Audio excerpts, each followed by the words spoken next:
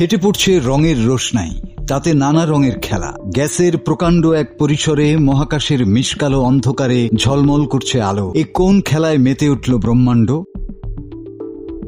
Hubble space টেলিস্কোপের ৩৫ বছর পূর্ণ হল। ১৯৯০ সালের ২৪শে এপ্রিল মহাকাশে যাত্রা করেছিল মার্কিন মহাকাশ গবেষণা সংস্থা নাসা এবং ইউরোপীয় স্পেস এজেন্সির এই টেলিস্কোপ। এরপর কেটে গেছে ৩ দশকেরও বেশি সময়, আর এতদিনে হাবল মহাবিশ্ব সম্পর্কে আমাদের ধারণাই বদলে দিয়েছে।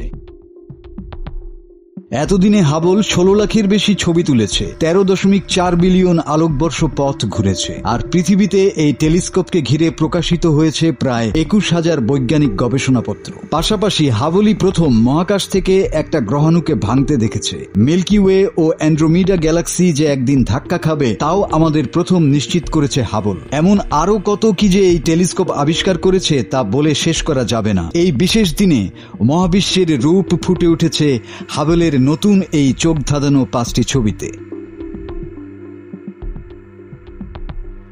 এটি ঈগল নেবুলা। হাবলের নতুন ইমেজ প্রসেসিং টেকনিক ব্যবহার করে এই ছবি প্রকাশ করেছে। ছবিতে ৯.৫ আলোকবর্ষ লম্বা ঠান্ডা গ্যাস ও ধূলিকণায় তৈরি স্তম্ভ দেখা যাচ্ছে। কালো ধুলোর মেঘে ঘেরা নেবুলার উজ্জ্বল ধারটা দেখতে অনেকটা ডানাওয়ালা ঈগলের মতো লাগে। সেজন্যই এই নেবুলার নাম রাখা হয়েছে ঈগল। এটি পৃথিবী থেকে প্রায় ৭,০০০ আলোকবর্ষ দূরে অবস্থিত। মেসিয়ার ৭৭ নামে এই সর্পিলাকার গ্যালাক্সিটিকে অনেকেই স্কুইড গ্যালাক্সি নামে চেনেন, কারণ এর চারপাশে বিস্তৃত গ্যাস ও ধুলোর ফিতার মতো অংশগুলো অনেকটা স্কুইড বা অক্টোপাসের মতো দেখায়। এই গ্যালাক্সি পৃথিবী থেকে ৪৫ মিলিয়ন আলোকবর্ষ দূরে কেটাস নক্ষত্রপুঞ্জে আছে। আধুনিক ফিল্টার ও নতুন প্রসেসিং সিস্টেমের ফলে বিস্তারিতভাবে দেখা যাচ্ছে এর গঠন ও সৌন্দর্য। এই ছবিটি তোলা হয়েছে চলতি বছর ১৮ এপ্রিল।